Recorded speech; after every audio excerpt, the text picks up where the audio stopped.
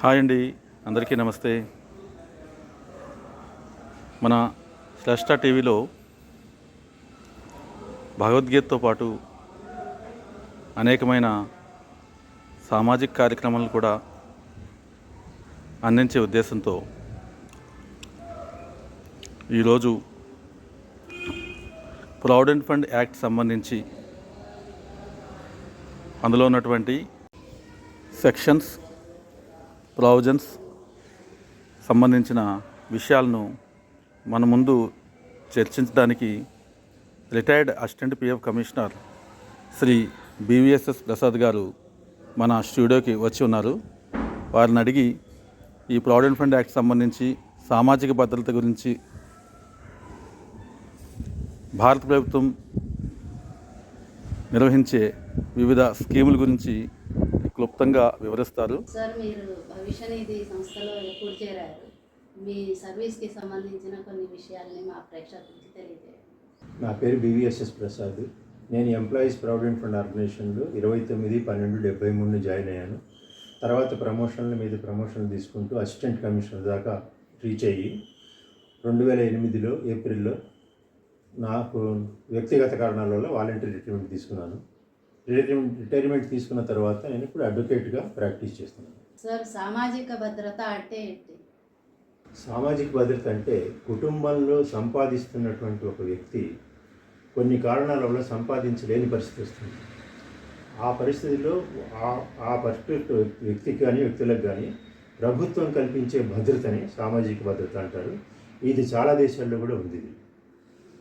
ఆ సందర్భాలు ఏ సందర్భంలో ఆ వ్యక్తి సంపాదన శక్తిని కోల్పోతాడు అంటే ఓల్డ్ ఏజ్ వల్ల, జబ్బు పట్టడం వల్ల, ఎంప్లాయ్మెంట్ చేస్తున్న ఉద్యోగం కొన్ని కారణాల వల్ల ఆగిపోవటం వల్ల, చనిపోవటం వల్ల, ఉద్యోగం చేస్తున్న సందర్భంలో ఏదైనా అతనికి గాయపడటం వల్ల, అంటే ఫ్యాక్టరీలు ఇట్లాంటి వాటిల్లో పనిచేస్తున్న వాళ్ళు యాక్సిడెంట్ అయ్యి గాయపడటం వల్ల, మెటర్నిటీ వల్ల, అంటే లేడీస్ వాళ్ళు ప్రెగ్నెంట్గా గర్భవతులుగా ఉన్నప్పుడు పని చేసుకోలేని పరిస్థితి వస్తుంది. అప్పుడు ఈ సందర్భాల్లో ప్రభుత్వం వాళ్ళకి కొంత భద్రత కల్పిస్తుంది. దీన్ని సామాజిక భద్రత అంటారు. ఇప్పుడు నేను చెప్పినవి ఆర్థికంగా వచ్చే ఇబ్బందులకు సామాజిక భద్రత. ఇది కాకుండా సాంఘిక పరంగా వచ్చే ఇబ్బందులకు కూడా ఒక సామాజిక భద్రత ఉంటుంది. అదేంటంటే పెళ్ళిళ్ళు, పిల్లల చదువులు, ఇళ్ళు కట్టుకోవటాలు ఇట్లాంటివి. ఈ సాంఘిక భద్రత అనేది ఒక్కొక్క దేశంలో ఒక్కొక్క రకంగా ఉండొచ్చు, కానీ ఆర్థిక భద్రత అనేది మాత్రం అన్ని దేశాల్లో ఒక రకంగానే ఉంటుంది. ఈ సామాజిక భద్రతకు సంబంధించి మన దేశంలో అమల్లో ఉన్న ముఖ్యమైన చట్టాలు ఏమిటి? ఈ సామాజిక భద్రత గురించి మన దేశంలో అమల్లో ఉన్న ముఖ్యమైన చట్టాల్లో ఎంప్లాయీస్ ప్రావిడెంట్ ఫండ్ చట్టం ఒకటి, తర్వాత ఎంప్లాయీస్ స్టేట్ ఇన్సూరెన్స్ కార్పొరేషన్ ఆ చట్టం ఒకటి, మెటర్నిటీ బెనిఫిట్స్ చట్టం ఒకటి, ఇంకా కోల్ మైన్స్ ప్రావిడెంట్ ఫండ్ అని, సీమెన్స్ ప్రావిడెంట్ ఫండ్ని కొన్ని చట్టాలు ఉన్నాయి. వీటిల్లో ఆర్థికంగా కల్పించేవి ఒక మెటర్నిటీ బెనిఫిట్స్ యాక్ట్ తప్ప మిగతావన్నీ కూడా ఆర్థికంగా భద్రత కల్పిస్తుంటాయి. మెటర్నిటీ బెనిఫిట్స్లో ఏంటంటే ఆ స్త్రీకి కావాల్సింది ఎక్కువగా విశ్రాంతి. ఆ విశ్రాంతి కోసం ఇన్ని రోజులు సెలవు ఖచ్చితంగా ఇవ్వాల్సిందే అని చెప్పి గవర్నమెంట్ ఒక రూల్ ఉంది. అది మెటర్నిటీ యాక్ట్లో ఉంటుంది.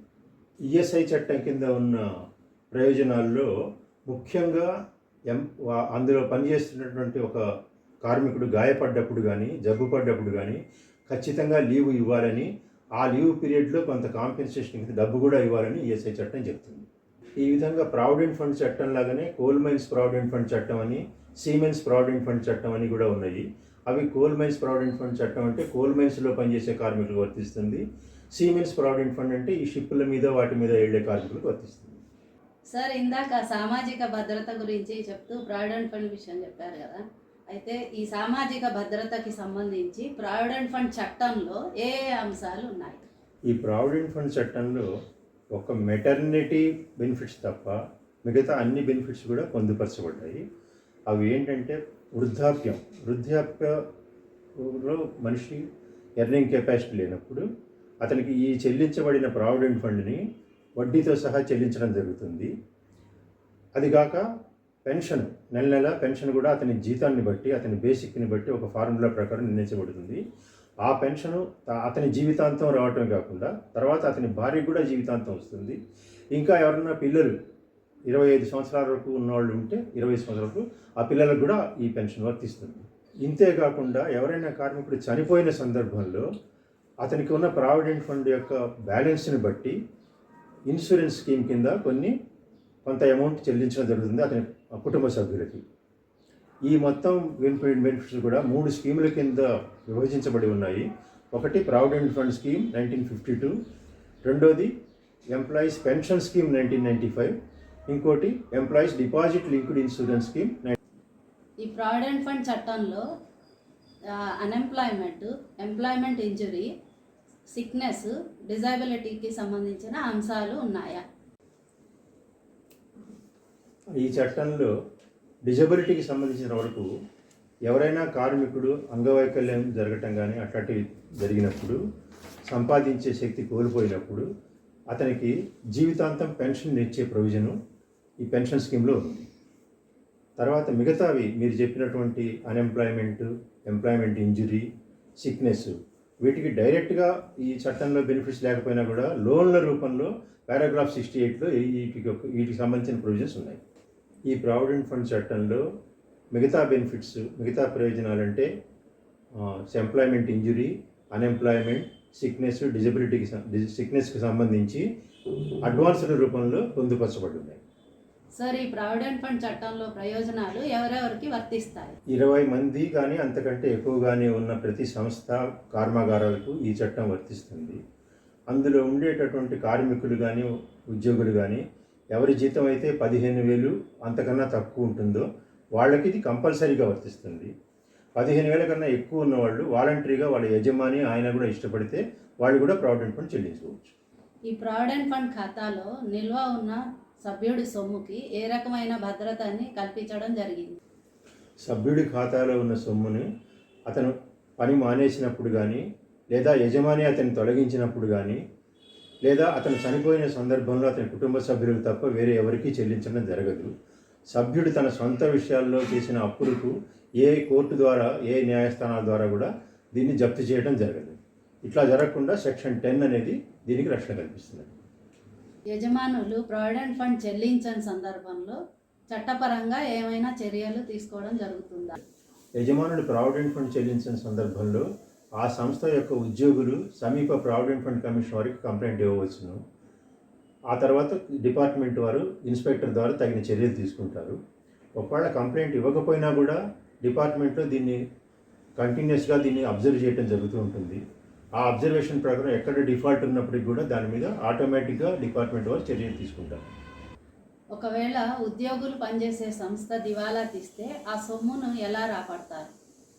అటువంటి సందర్భంలో దివాలా తీసిన సంస్థల యొక్క ఆస్తుల మీద ఆ సంస్థ యొక్క మిగతా అప్పుల కన్నా కూడా ఈ ప్రావిడెంట్ ఫండ్ సొమ్ము బకాయిలకు ప్రాముఖ్యత ఎక్కువగా ఉంటుంది. దానికే మొదటి ప్రయారిటీ ఉంటుంది. అది సెక్షన్ 11లో పొందుపరచబడి ఉంది. ఈ చట్టం యొక్క ప్రయోజనాలను సభ్యులకు ఏ విధంగా అందజేస్తారు? ఈ చట్టం యొక్క ప్రయోజనాన్ని దేశవ్యాప్తంగా ఉన్న రీజనల్ ప్రావిడెంట్ ఫండ్ కమిషనర్ కార్యాలయాల ద్వారా సంబంధిత సభ్యులకు అందజేస్తారు. ఈ ప్రయోజనాలు పొందడం కోసం సంబంధిత సభ్యులు నిర్ణయించబడిన ఫారాలలో కమిషనర్ వారికి దరఖాస్తులను ఆన్లైన్ ద్వారా సంబంధిత కమిషనర్లకు ఆన్లైన్లో సబ్మిట్ చేయవలసి ఉంటుంది. ఈ బకాయిలను వసూలు చేయడానికి సంబంధిత యజమాని యొక్క బ్యాంక్ అకౌంట్ను కానీ, లేదా సంబంధిత యజమానికి ఎవరైనా అప్పులు ఉండుండే ఆ అప్పుల ద్వారా కూడా దీన్ని వసూలు చేసుకునే అధికారం ఈ సెక్షన్ 8F ద్వారా కమిషనర్ వారికి ఇవ్వబడింది. యజమాని ప్రావిడెంట్ ఫండ్ సొమ్ముని చెల్లించినప్పుడు ఆ బకాయిలను ఏ విధంగా నిర్ణయిస్తారు, ఏ విధంగా వసూలు చేస్తారు? ఈ బకాయిలను వసూలు చేయడానికి సెక్షన్ 7Aలో పొందుపరిచిన విధంగా కమిషనర్ వారికి సివిల్ కోర్టు యొక్క అధికారాలు ఏవైతే ఉంటాయో అవన్నీ కూడా ఉంటాయి.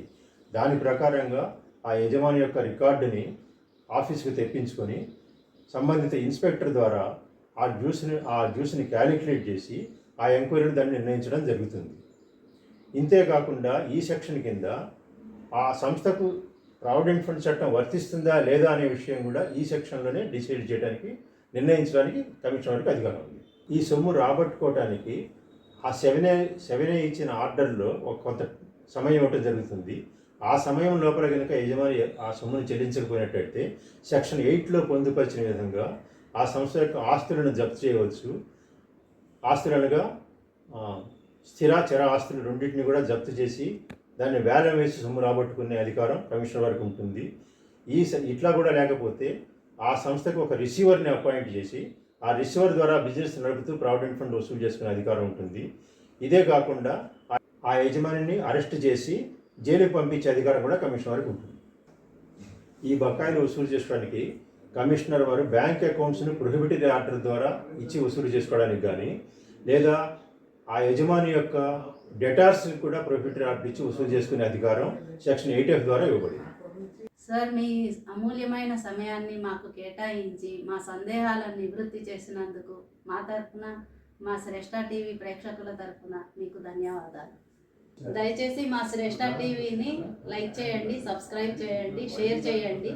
మీ సందేహాలను ఈ కమెంట్ బాక్స్ ద్వారా మాకు తెలియజేయండి. మేము మా నిపుణుల ద్వారా మీకు ఈ సందేహాలను నివృత్తి చేసే ప్రయత్నం చేస్తాము. ధన్యవాదాలు.